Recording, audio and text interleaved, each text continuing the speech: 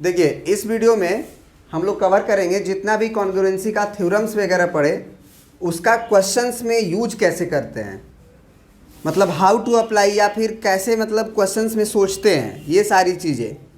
तो जितनी भी कॉन्ग्रुएंसी आप पढ़े हैं वो सारी कॉन्ग्रुएंसी को एक कह सकते हैं कि एक रिवीजन कर रहे हैं, और क्वेश्चन में कैसे अप्लाई करेंगे ये चीज़ को हम लोग सीखने जा रहे हैं। ठीक है, सबसे पहले हम लोगों ने क्या पढ़ा था? Side angle side congruency. उसके बाद हम लोगों ने क्या पढ़ा था, याद है कुछ? Angle side angle. फिर हम लोगों ने क्या पढ़ा था? Angle angle side. फिर हम लोगों ने क्या पढ़ा था? Side side side congruency. और उसके बाद हम लोगों ने आरएचएस पढ़ा था। इसके अलावा और कोई कॉन्ग्रुएंसी नहीं होती है। पहली कॉन्ग्रुएंसी कब अप्लाई होगी इसको समझिए। कॉन्ग्रुएंसी की जब भी बात उठती है एटलीस्ट 2 फिगर होगा, 2 फिगर होगा, ताकि आप एक फिगर को दूसरे फिगर के कॉन्ग्रुएंट है कि नहीं बता पाओ। खुद का फिगर का खुद का के साथ कॉन्ग्रुएंसी नहीं दिखी जाती है, क्योंकि वो खुद से कॉन्ग्रुएंस हमेशा रहेगा। कोई भी फिगर है, मान के चलिए ये डस्टर है, क्या यही वाला डस्टर इसी के कॉन्ग्रुएंट है कि नहीं? अपने खुद के कॉन्ग्रुएंट है। कोई भी चीज़ खुद का कॉन्ग्रुएंट होता है। वो क्या खुद का होता है? क्योंकि हूबहू वही चीज़ है ना, इसलिए। तो अब जो है ना, हम बारी बारी से देखते हैं कैसे अप्लाई करेंगे। तो सबसे पहले अगर साइड एंगल साइड की बात होती है, समझिएगा ध्यान से, साइड एंगल साइड की बात होती है तो साफ दिख रहा है कि दोनों साइड के बीच में हमारा एंगल है। एक ट्रायंगल के पास हमारे पास क्या क्या चीज़ें होती हैं? 3 साइड होती हैं और 3 एंगल होते हैं। 3 साइड होते हैं और 3 एंगल होते हैं। तो यहाँ पे साइड एंगल साइड का मतलब हो गया कि 2 ट्रायंगल्स जो होंगे हमारे, उनमें जो साइड्स होगा ना हमारा, वो 2 होगा और एक एंगल होगा जो उसके बीच का होगा। तो अगर मान लीजिए हम एक बहुत सारा ट्रायंगल आपके सामने पहले बनाते हैं। अब सुनिए ध्यान से, ये हम आपके सामने 3 फिगर, मतलब 3 जोड़ा फिगर बनाए हैं, 3 पेयर फिगर बनाए हैं, 1 2 3। तो सबसे पहले अगर मान लीजिए अगर आपको साइड एंगल साइड कॉन्ग्रुएंसी को लगाने की बात उठती है, तो साइड एंगल साइड लगाते समय आप एक बात का ध्यान रखिएगा कि हमें, जैसे मान लीजिए आप अपने से एक रफ फिगर दिमाग में बनाइएगा। सोचिएगा कि 2 गो साइड है हमारा, तो ये अगर साइड ले लिया और ये साइड ले लिए, तो दूसरे फिगर का हम 2 जो साइड के बराबर करेंगे ना, उसके बीच में एंगल होना चाहिए। मतलब ये साइड साइड किनारे हो गया, ये एंगल होना चाहिए, ये एंगल होगा, ये एंगल होगा, तो साइड एंगल साइड नहीं लगेगा। मतलब कि 2 अगल बगल वाले साइड के बीच में ही एंगल होना चाहिए, 2 अगल बगल वाले साइड के बीच में ही एंगल होना चाहिए। तो अगर ये फिगर इस तरह का, बहुत सारा आप क्वेश्चन बनाते समय इस तरह का फिगर आपको मिलेगा, और उस समय लग रहा है केवल साइड एंगल साइड, मान लीजिए ये बात, क्वेश्चन बनाइएगा तो आपको लगेगा, वहाँ पे महसूस नहीं होगा कि क्या लग रहा है, लेकिन मान लीजिए कि एक क्वेश्चन है जिसमें साइड एंगल साइड ही लगेगा और कुछ नहीं लगेगा। तो अगर हम आपसे बोलें कि जो ए बी साइड का है, ए बी जो साइड है वो उधर वाले ट्रायंगल के किसके कंपेरेबल है? इधर वाले ट्रायंगल के किसके कंपेरेबल है? डी एफ के कंपेरेबल है कि ई एफ के कंपेरेबल है कि डी ई के कंपेरेबल है? बताइए। छोटा इधर, सबसे छोटा के उधर देखेंगे, ये हो गया मान लीजिए बराबर। अगर हम बोलेंगे कि बी सी किसका कंपेरेबल है? ई एफ के। तो अगर ये आप इसको कंपेयर किए, तो अगर एंगल की बात उठेगी तो आप इस एंगल को, भले वो बराबर दिया रहेगा इस एंगल के, लेकिन इसको देखने से कोई फायदा होने वाला नहीं है। क्या नहीं फायदा होने वाला है? क्योंकि साइड एंगल साइड लगता है, और साइड एंगल साइड में हमारा एंगल दोनों साइड के बीच में होना चाहिए। तो ये एंगल अगर आप कर पाएं इस एंगल के बराबर, ये एंगल अगर आप कर पाएं इस एंगल के बराबर, तभी साइड एंगल साइड लगेगा। समझ रहे हैं बात को?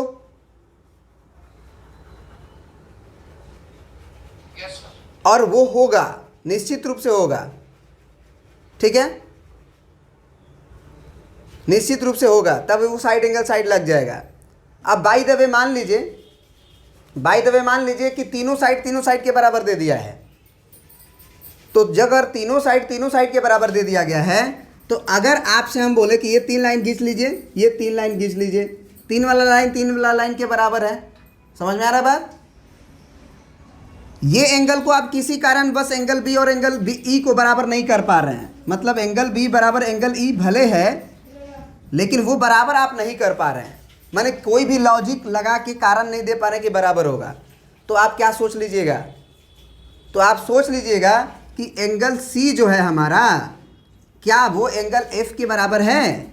ये कह सकते हैं कि 3 लाइन और 1 लाइन के बीच वाला एंगल, और यहाँ 3 को लाइन खींचे हैं उस पे, और 1 लाइन के बीच वाला एंगल आपस में क्या बराबर है?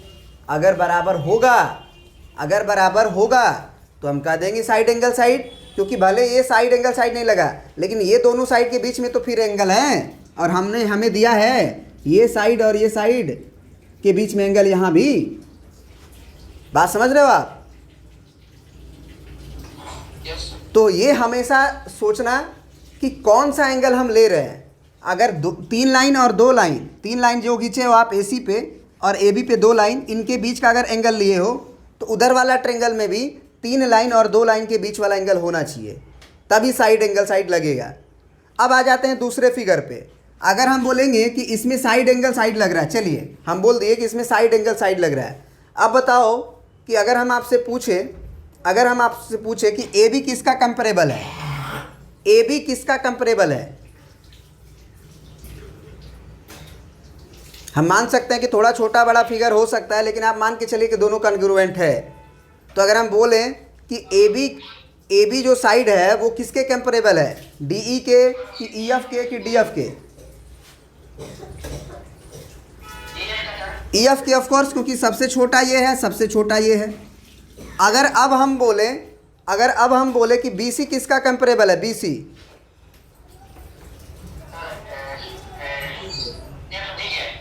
FD के, यही पकड़ना था। अगर आप DE बोलते तो गड़बड़ हो जाती, यानी कि DF के, यानी कि आप चीज़ें आप पकड़ रहे हो, अब कोई दिक्कत नहीं, आप समझ सकते हो। अगर ये साइड जो है वो अगर इस साइड के बराबर हुआ तो एंगल की बात होगी, तो 2 लाइन और 1 लाइन के बीच के एंगल की बात हुई है। तो उधर भी अगर ये एंगल बराबर हो रहा होगा, कोई फ़ायदा नहीं है। आपको केवल किस पे और किस पे कंसंट्रेट होना है? 2 लाइन जो खींचे हैं उस पे और 1 लाइन जो खींचे हैं उस पे कंसंट्रेट हो जाइए। और जब उस पे कंसंट्रेट हो जाइएगा तो ये एंगल और ये एंगल आपको मात्र दिखाई देगा। और अगर इसका कोई लॉजिक दे पाएँ कि ये बराबर है, तो हम बराबर कह सकते हैं। समझ रहे बात को जी? तो यहाँ पे बता रहे थे हम कि ये एंगल और ये एंगल को ही बराबर आप देखिएगा, दूसरे जगह देखने की ज़रूरत नहीं है। अगर दूसरे जगह देखोगे भी तो कोई फ़ायदा होने वाला नहीं है, वो साइड एंगल साइड से तो नहीं होगा, पक्की बात है। समझ रहे बात को? और अगर इसमें अगर आपने ऐसे लिख दिया कि ABC is congruent to triangle, तो ABC लिखे हो तो तुम क्या लिखे हो, ज़रा सोचो ध्यान से। एंगल B जो है वो बीच में लिखे हो ना, 1 लाइन वाला। तो इधर वाला एंगल देखो, 2 लाइन और 1 लाइन के बीच का एंगल देखो, 2 लाइन और 1 लाइन के बीच का एंगल ये है, 2 लाइन 1 लाइन के बीच का एंगल F है। तो इसमें भी बीच में तुम F रखोगे। अब साइड वाला देख लो, साइड वाला में आप सबसे छोटा AB है, तो ये सबसे छोटा EF है, F लिख चुके हो तो E होना चाहिए। समझ रहे बात को? EF होना चाहिए, और लास्ट में D बच गया। तो सब सेट हो जाएगा, ऑर्डर सेट हो जाएगा। और ऑर्डर सेट करना ज़रूरी होता है, क्योंकि अगर ऑर्डर सेट हो जाएगा कि जैसे AB की लंबाई EF के बराबर, AB की लंबाई EF के बराबर, BC की लंबाई FD के बराबर है ना, BC की लंबाई FD के बराबर, फिर AC की लंबाई अगर ED के बराबर, AC की लंबाई आपका किसके बराबर, ED के बराबर। तो ये आप कंपेरेबल लिख दिए तो तुरंत CP/CT से आप सारी कहानी लिख दोगे कि एंगल A बराबर हो जाएगा किसके, एंगल E के। फिर एंगल C बराबर हो जाएगा किसके, एंगल D के। फिर आपका क्या हो जाएगा कहानी बताओ? और सब तो और बराबर किए ही हुए हैं। यानी कि आप देखो, ये तो बराबर दिया गया था, आप AC को भी लिख दोगे कि अगर AC जो है वो किसके बराबर हो जाएगा, ED के। और ये सारी कहानी कैसे हो जाएगी, corresponding part of congruent triangle. क्योंकि किसी भी तरह से अगर आप कॉन्ग्रुएंट ट्रायंगल कर लिए, कॉन्ग्रुएंट हो गए अगर, तो इसका मतलब ये ट्रायंगल इसको पूरी तरह से ओवरलैप करेगा। और जब ओवरलैप करेगा तो उसी को बोलते हैं कि ट्रायंगल कॉन्ग्रुएंट है, तो उसके कॉरस्पॉन्डिंग पार्ट जो छोटा है वो छोटा के बराबर, जो बड़ा है वो बड़ा के बराबर, जो जिस एंगल के बराबर लग रहा है उस एंगल के बराबर होगा। माने जे जिसके ऊपर ओवरलैप कर गया उस वाला एंगल के बराबर होगा। समझ रहे बात को ना? तो ये हो गया साइड एंगल साइड की बात। अब जैसे मान लो एक फिगर तुम्हें हम यहाँ बनाए हुए हैं, है ना, ये फिगर हम आपको बनाए हुए हैं, रख दो यहाँ पे। अब ये फिगर आप ध्यान से देखो, ये फिगर आप ध्यान से देखो। इसमें आप सबसे पहले बताओ, अगर हम बोले तुम्हें कि AC जो है, AC जो साइड है वो उधर किसके कंपेरेबल लग रहा है? AC साइड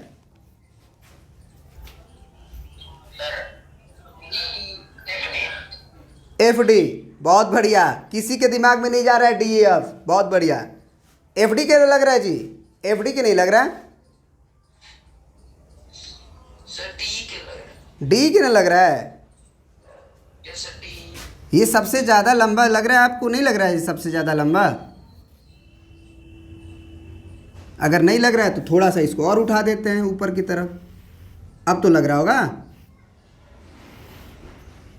है ना? तो चलिए इसके बराबर हो गया। अगर अब हम बोल दें कि अब बताइए कि AB किसके बराबर लग रहा है? AB DF के बराबर लग रहा है। तो तुरंत आपका जब माने अगर लग रहा है साइड एंगल साइड, तो किस एंगल पे दिमाग जाना चाहिए? एंगल B पे जाना चाहिए कि एंगल C पे जाना चाहिए कि एंगल A पे जाना चाहिए? बहुत बढ़िया, बहुत बढ़िया, क्योंकि यही एंगल बराबर होगा तभी दो साइड के बीच में इंक्लूडेड एंगल होगा और फिर साइड एंगल साइड हम लगा पाएंगे। और जैसे ही लग गया, अब मान लीजिए गलती से कोई लिख दिया BCA ट्रायंगल कॉन्ग्रुएंट टू, अगर ऐसे लिख दिया BCA लिख दिया उसने, तो सबसे पहले ये देखो कि सबसे पहला एंगल जो तुम बराबर किए हो एंगल A, वो कहाँ आया है? लास्ट में आया है ना? देखो तो उधर वाला एंगल सबसे लास्ट में कौन जाएगा? E जाएगा कि F जाएगा कि D जाएगा? D जाएगा, क्योंकि यही कॉरस्पॉन्डिंग होगा ना लास्ट वाला का। अब क्वेश्चन उठता है कि और कहाँ कैसे लिखें? तो हम कहेंगे कि BC की लंबाई देखो किसके बराबर है? BC की लंबाई किसके बराबर? EF के। तो आप EF भी लिख सकते हो और FD भी लिख सकते हो, सॉरी EF भी लिख सकते हो और FE भी लिख सकते हो, दोनों लिख सकते हो। यहाँ पे आप EF भी लिख सकते हो और यहाँ पे आप FE भी लिख सकते हो कि नहीं? लेकिन दोनों में से एक ही ना सही होगा, दोनों तो होगा नहीं सही। तो जब दोनों में से एक ही सही होगा तो एक दूसरा पेयर उठा लो, जैसे AB उठा लो। AB किसके बराबर है उधर? AB की लंबाई किसके बराबर है उधर? DF के। दो लाइन वाला दो लाइन के बराबर। तो पहला सही है कि दूसरा सही है, बता दो। AB की लंबाई ये है ना तुम्हारी, इधर देखो AB की लंबाई बीच वाला छोड़ना पड़ रहा है। तो इसी तरह से AB अगर सेट है तुम्हारे दिमाग में कि AB सेट हो रहा है DF के साथ, तो बीच वाला छूटना चाहिए। कौन सा होगा सही, पहला कि दूसरा? अगर BA लिए हो तो अगर ये लोगे तो ED हो जाएगा ना। ये भी लिख सकते हो, ये भी लिख सकते हो। अगर ये लिख दिए तो ये ED हो जाएगा ना BA के बराबर। और BA के बराबर कौन है उधर? DF है, हम जानते हैं, दो लाइन वाला दो लाइन के बराबर है। तो अगर ये लोगे तो ये तो DE हो जाएगा, तो ये गलत ना हो गया। अब ये वाला सेट हो गया, देखो तो DF के बराबर है।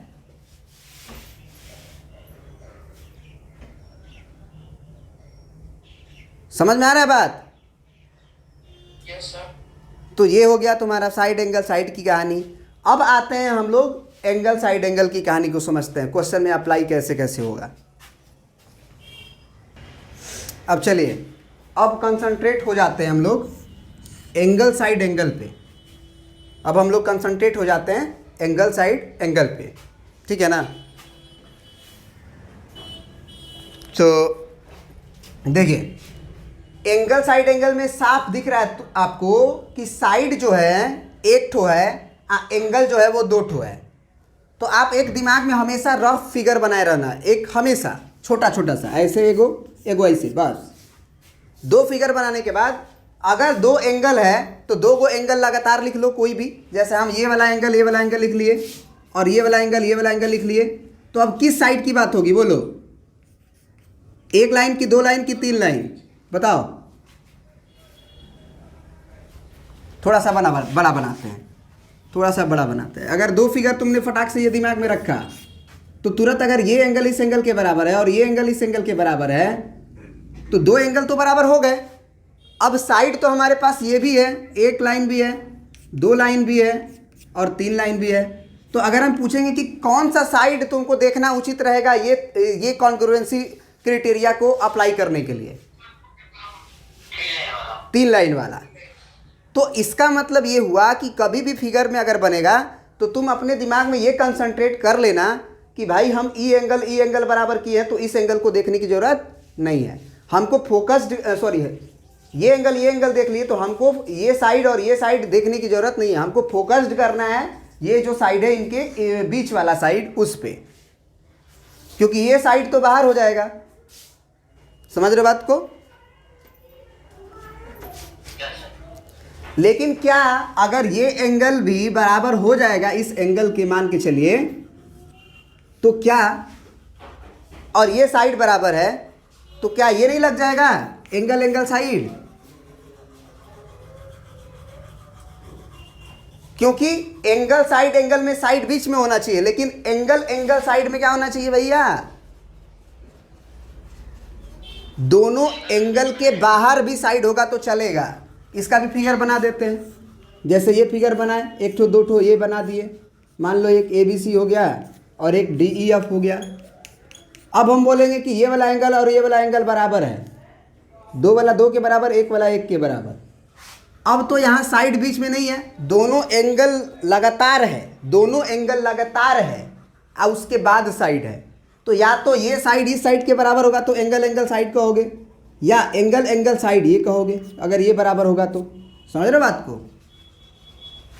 उस समय चाहे एक लाइन ये बना दिए तो ये लाइन के बराबर होगा, तो इधर से भी देखोगे तो एंगल साइड हो जाएगा, क्योंकि साइड बीच में आ रहा है तो वो एंगल साइड एंगल नहीं बोल रहे हैं। या फिर यहाँ से अगर देखो तो एंगल साइड बोल सकते हो। मतलब ये हुआ कि एंगल साइड और एंगल साइड एंगल दोनों यूज कर सकते हैं। मतलब आप ऐसे सोचो ना कि अगर दो एंगल हम बराबर कर पा रहे हैं, समझना ध्यान से, दो एंगल अगर हम बराबर कर पा रहे हैं तो हमारा कोई भी साइड अगर एक बराबर कर देंगे तो ट्रायंगल कॉन्ग्रुएंट हो जाएगा। चाहे कोई भी साइड, ये वाला कर ले, चाहे ये वाला कर ले, चाहे ये वाला कर ले, क्योंकि अगर ये वाला साइड के बराबर अगर कर पा रहे हैं आप तो लग जाएगा क्या, एंगल के बीच में साइड है तो एंगल साइड एंगल। और अगर आप ये लेंथ को इस लेंथ के बराबर कर पा रहे हैं तो ये लेंथ अगर इस लेंथ के बराबर आया तो दोनों एंगल के बाहर हो गया साइड, तो पहले दोनों एंगल लिखिए फिर साइड लिख लीजिए। या फिर अगर ये साइड को इसको बराबर नहीं कर पा रहे हैं, कोई थ्योरी नहीं लग रही है, अगर इसको इसके बराबर कर पा रहे हैं तो आपकी क्या लग जाएगी उस समय, बता दीजिए फटाक से। इधर से आप देखोगे एंगल साइड, बात समझ रहे हो? अच्छा एक बात बताओ, कोई बोलेगा कि सर साइड एंगल होता है कि नहीं होता है, तो क्या बोलोगे, होता है कि नहीं होता है साइड एंगल? नहीं होता है सर। अरे होता है भाई दोनों से भी है ना, इसमें कोई अंतर है क्या?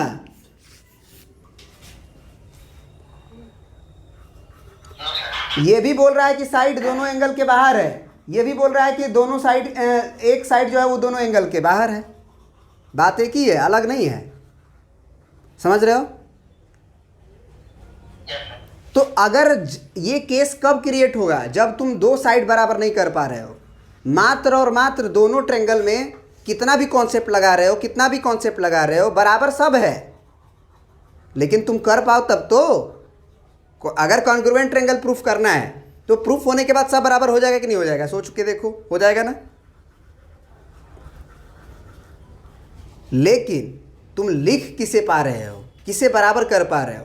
तो अगर तुम मात्र एक साइड कोई भी बराबर कर ले रहे हो, मान लो हमने ये साइड और ये साइड बराबर कर रखा है एक लाइन वाला एक लाइन से, तो निश्चित रूप से अब कंसंट्रेट करना है दो एंगल पे, क्योंकि एक साइड से एक साइड केवल बराबर किए हो भाई, एक साइड से एक साइड बराबर किए हो, तो जब तक दो साइड बराबर नहीं होगा तो साइड एंगल साइड का तो बात ही नहीं उठता है, क्योंकि दो को साइड बराबर होगा तब ना एगो एंगल से काम चलाएंगे। हमारा एक ही साइड बराबर हुआ है, बस एक साइड, तो एक साइड में तो इन दोनों में आ जाएगा, एंगल साइड एंगल में और एंगल एंगल साइड में। तो अब तुम्हें कंसंट्रेट हो जाना है कि हमको किसी तरह से दो गो एंगल को बराबर कर देना है। अब कोई भी दो हो जाएगा, हमारा काम बन जाएगा। तो अब बोलो, ये वाला एंगल अगर इस एंगल के बराबर हो गया, मान लो कर दिए, किसी तरह से दिया है या कंस्ट्रक्शन से, चाहे कोई इन्फॉर्मेशन ज्योमेट्रिकल रिलेशन यूज करके, रही ज्योमेट्री से देखो ये एंगल बराबर है तो ये एंगल भी इसके बराबर होगा, किसी भी तरह से।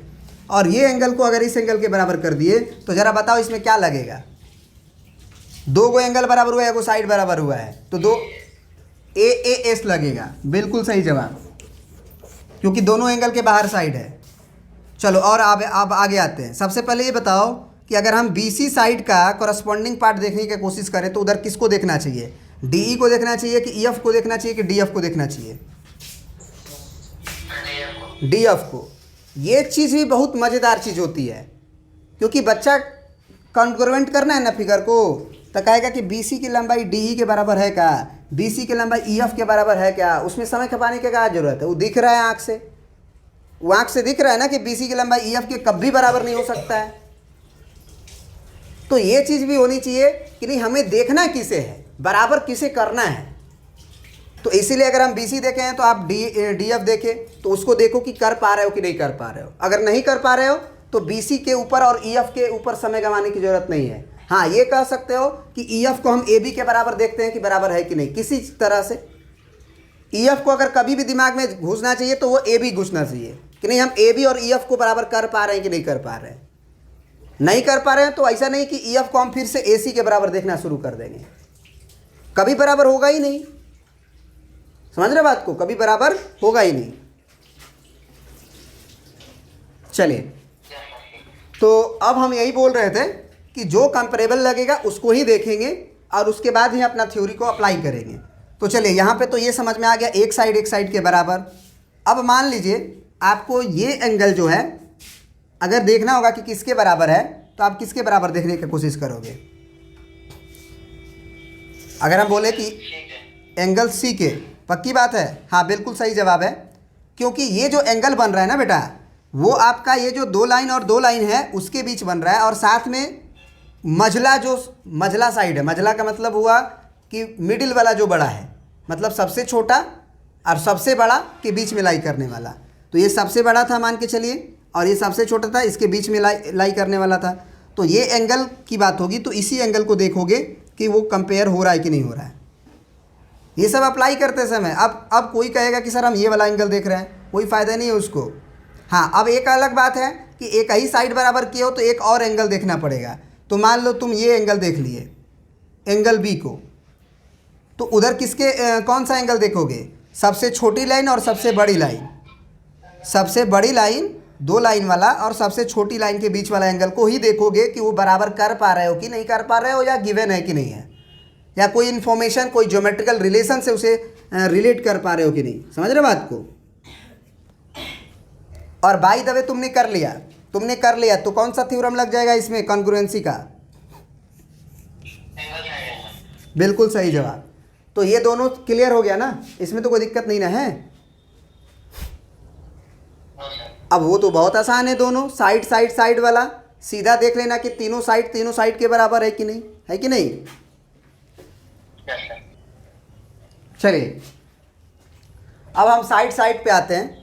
बस इसमें ये बस समझ लीजिए कि आपको ये देखना होगा कि सबसे छोटा ही साइड उधर भी सबसे छोटा साइड के बराबर है कि नहीं।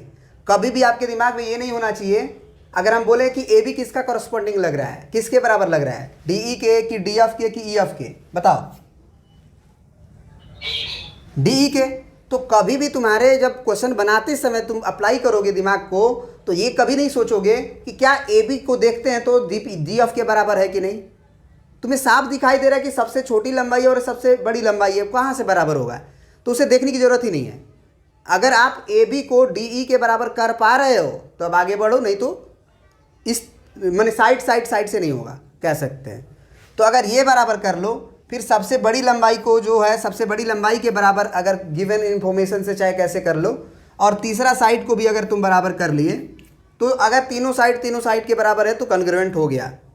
अब एक और बात बताओ कि सबसे पहले हम बोलें, इसमें हमको ज़्यादा समझाने की ज़रूरत नहीं है, बस ये समझाना है कि कॉरस्पॉन्डिंग पार्ट कैसे लेंगे।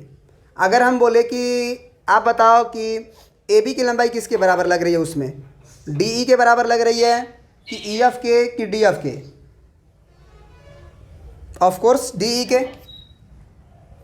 अब हम बोले कि बी सी किसके बराबर लग रहा है, बी सी डी एफ के, और ए सी किसके बराबर लग रहा है, ई एफ के। तो लग गया साइड। चलो इसमें बता दो आप हमें कि ये जो है ना ये जो ए सी है ना वो किसके बराबर लग रहा है आपको, डी ई के। सबसे बड़ी लंबाई आपकी बी सी है, वो किसके बराबर लग रहा है आपको, डी एफ के। और अगर हम ए बी की बात करें तो वो इसके बराबर है आपके। तो एक बात बताओ, यहाँ पे तो ये समझ गए, लिखते समय अगर हमने गलती से ये लिख दिया, गलती से क्या सही लिख के हमने ए बी सी लिख दिया, तो जरा बताओ उधर क्या लिखेंगे। अगर ए बी सी लिख दे तो पकड़ने की कोशिश करना, ए बी जो लाइन है उधर किसके बराबर होगा, या तो ई एफ के या तो एफ ई के, यही होगा ना। तो ई एफ मान लो हम लिख देते हैं, तो ई एफ लिखने के बाद हम अगला बचा हमारा डी, उसको लिख के जरूर चेक कर लेंगे कि क्या एफ डी जो है वो हमारा बी सी के बराबर है कि नहीं। एफ डी किधर है, एफ डी उधर है, तो एफ से डी तक 2 लाइन है, और यहाँ सी से बी तक 2 लाइन है। बिल्कुल सही जवाब, 2 लाइन वाला 2 लाइन के बराबर, तीसरा अपने आप सेट हो जाएगा। ए सी की लंबाई कै को लाइन वाला है, 1 लाइन वाला है, तो उधर ई डी की लंबाई 1 लाइन वाली होनी चाहिए, तो ई डी की लंबाई 1 लाइन वाली है, सब सेट है। समझ रहे हो ना आप, सब सेट कर लोगे, कोई दिक्कत तो है नहीं। इसमें बता दो, अगर इसमें हमने मान लो गलती से लिख दिया बी ए सी, ट्रायंगल बी ए सी, तो कॉन्ग्रुएंट करते समय अगर हमने बी ए सी लिखा है तो उधर क्या लिखेंगे। सबसे पहले तो बी ए की लंबाई किसके बराबर है, डी ई के, और नहीं तो ई डी के। दोनों लिख लो अगर ज़्यादा कन्फ्यूजन हो रहा है तो डी ई एफ लिख लो। तो डी ई एफ लिखोगे तो ई एफ जो है सेकेंड लास्ट, इधर सेकेंड लास्ट के बराबर होनी चाहिए, तो ई एफ ए सी के बराबर है। देखो तो ई एफ 3 लाइन वाला था, और ए सी भी 3 ही लाइन वाला था ना, क्योंकि 2 लाइन वाला 1 लाइन वाला तो बना दिए थे। समझ में आ गया बात। अब सबसे लास्ट आते हैं RHS, वो सबसे ईजी है। इसमें देखिए राइट एंगल हाइपोटेनस साइड, इसमें सबसे पहली बात कि इसमें एक राइट एंगल तो होना ही चाहिए।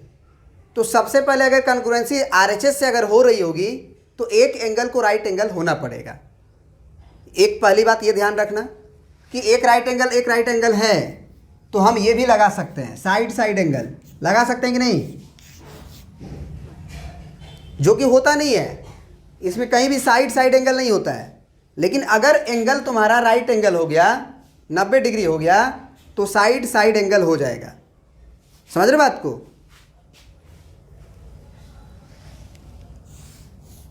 तो यहां पे जो राइट एंगल है ना 90 डिग्री वाला, उसके बाद हाइपोटेनस भी एक साइड ही तो होता है, हाइपोटेनस, और एक साइड तो है ही है।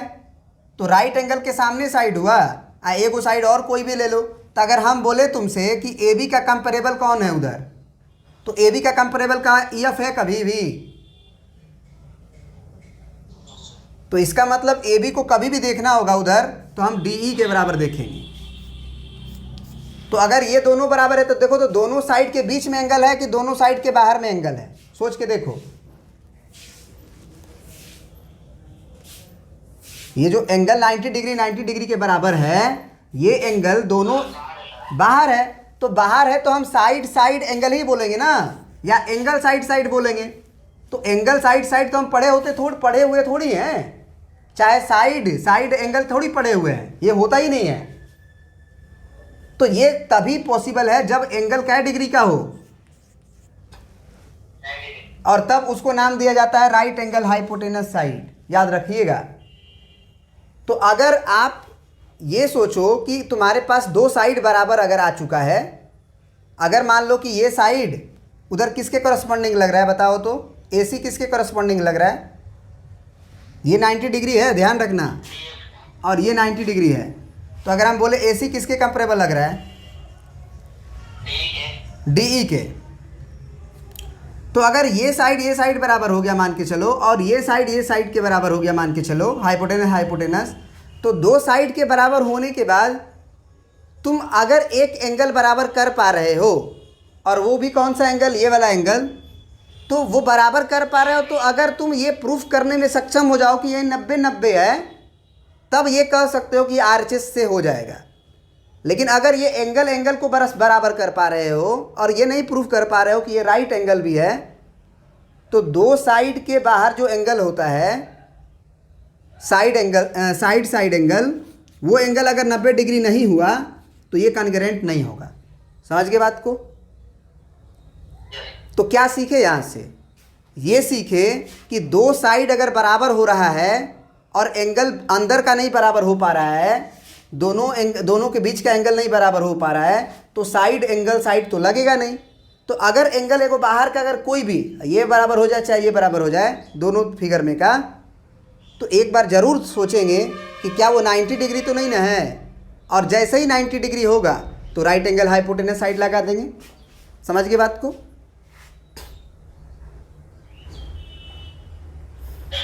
अब चलिए, अब इसमें बताओ मैंने हाइपोटेनस कौन है? अगर BC को हाइपोटेनस ले, उधर हाइपोटेनस कौन होगा? DE होगा कि EF होगा कि DF होगा? DF होगा। राइट एंगल हाइपोटेनस को पहचानने का दो तरीका, सबसे लॉन्गेस्ट साइड या 90 डिग्री के अपोजिट। 90 डिग्री के सामने हाइपोटेनस के बराबर एक साइड कोई भी किसी के बराबर कर लो। मान लो हम ये AB साइड ले लिए, तो उधर किसके कंपेरेबल है? वो EF के। तो ये हो गया। अगर ये 90 डिग्री है तो RHS से कौन सा ट्रायंगल हो जाएगा? अगर आपने ABC लिखा है कॉन्ग्रुएंट, तो इधर क्या लिखना पड़ेगा आपको? सबसे पहले देखो, एंगल A पे 90 डिग्री है ना पहले नंबर पे, तो ऑर्डरिंग करते समय उधर कौन सा एंगल पहले रखेंगे? E रखेंगे ना। अब यहाँ पे अगर AB है तो AB छोटी लंबाई थी, तो EF लिखना पड़ेगा, कोई दिक्कत नहीं है। समझ गए बात को? चलिए, इसमें मान लो हम लिख देते हैं CAB। अगर हम ट्रायंगल इधर लिख दिए गलती से CAB, तो कॉन्ग्रुएंट करते समय अगर CAB लिखें तो सबसे पहले 90 डिग्री A पे है, बीच में है, तो उधर बीच में हम E लिख देंगे। उसके बाद हम देखेंगे कि CA की लंबाई किसके बराबर है? CA की लंबाई हमारा ED के बराबर है, तो E लिख चुके हैं तो D यहाँ लिख देंगे पहले, क्योंकि C पहले लिखे हैं, है कि नहीं? समझ रहे हो बात को? ये हो गया। क्या ये बात समझ में आया? तो ये आपका क्लियर हो जाना चाहिए, यही सब अप्लाई करना है आपको। और दो छोटी छोटी बातें और हैं, वो भी ध्यान दे लो, वो सबसे ज़्यादा इम्पोर्टेंट है और बहुत बार यूज होता है, इसीलिए उस चीज़ को भी देख लो, एक ही साथ हो जाएगा तुम्हारा। और वो चीज़ें क्या हैं देखो, कभी भी अगर एक ट्रायंगल में, सुनना ध्यान से, कभी भी तुम्हारा एक ट्रायंगल में अगर दो को साइड तुम्हें बराबर नज़र आ गया, ये वाला साइड और ये वाला साइड, तो तुरंत इस साइड के अपोजिट एंगल ये ले लेना, इस साइड के अपोजिट एंगल, देखो अपोजिट एंगल मतलब सामने, तीन व्यू एंगल है ना, angle number 1, angle number 2, angle number 3। तो हम बोलेंगे कि अगर तुम्हारे पास अगर ABC एक ट्रायंगल है, तो AC के सामने एंगल कौन हुआ? तो 1 और 3 तो अगल बगल वाले हुए, तो सामने 2 हुआ, तो तुरंत तुम एंगल 2 को AB के सामने वाले एंगल 3 के बराबर कर लोगे। मतलब ये लिख सकते हैं कैसे कि दोनों साइड बराबर दिए गए हैं, तो opposite angles of equal sides, दो अगर साइड बराबर होते हैं, दो एंगल बराबर होंगे। अगर मान लो बाय द वे तुम्हें कभी दो एंगल बराबर दिए गए हों, ये वाला और ये वाला, तो तुरंत तुम क्या कह सकते हो, कौन कौन सा साइड, AB साइड AC के बराबर होगा कि AB साइड BC के बराबर होगा? हाँ, क्योंकि एंगल जो बराबर होता है ना दोनों, उसके सामने का साइड, ये तो अगल बगल के साइड हो गए। इस एंगल को बनाने वाले में ए बी सी और ए बी अगल बगल वाले साइड हो गए, तो सामने हो गया ए सी और वो बराबर हो जाएगा इस एंगल के सामने वाला ए बी के। और ये कैसे बराबर हुआ? तो opposite side of equal angles, equal angles माने बराबर एंगल के सामने वाले साइड्स बराबर हो जाते हैं। और हमको ये इन्फॉर्मेशन गिवन था कि बी एंगल जो है वो एंगल सी के बराबर है। इसमें क्या गिवन था? ए बी बराबर ए सी है और ए बी अगर ए सी के बराबर तो एंगल 2 एंगल 3 के बराबर। कैसे लिखेंगे? एंगल्स, इसमें क्या लिखेंगे? Angles opposite to equal sides. दोनों होता है ना कि साइड बराबर हुआ तो एंगल भी बराबर होगा और एंगल बराबर हो तो साइड बराबर हुआ। तो ये कंप्लीट एक कह सकते हो कि तुम्हारा एक मतलब थ्योरी को हम एक साथ कर दिए, ताकि जितना ये अगर तुम 2-3 बार अगर देख लो ना, अगर जो हम बताए और क्वेश्चंस बनाना शुरू करो तो दिमाग में तुरंत बातें आने शुरू हो जाएगी कि नहीं ऐसे सोच सकते हैं, ऐसे सोच सकते हैं, सर ने ऐसे बताया था। तो इसीलिए आप इस वीडियोस को 2-3 बार देखोगे। ये पूरा साइड एंगल, साइड से लेके कहाँ तक, आरएचएस वाली क्राइटेरिया और 2 आइसोसेलेस ट्रायंगल की जो प्रॉपर्टी बताए कि आइसोसेलेस ट्रायंगल में 2 साइड बराबर हुए तो 2 एंगल भी बराबर होंगे, 2 एंगल बराबर हुए 2 साइड भी बराबर हुए। तो आज इतना ही रहने देते हैं। Thank you.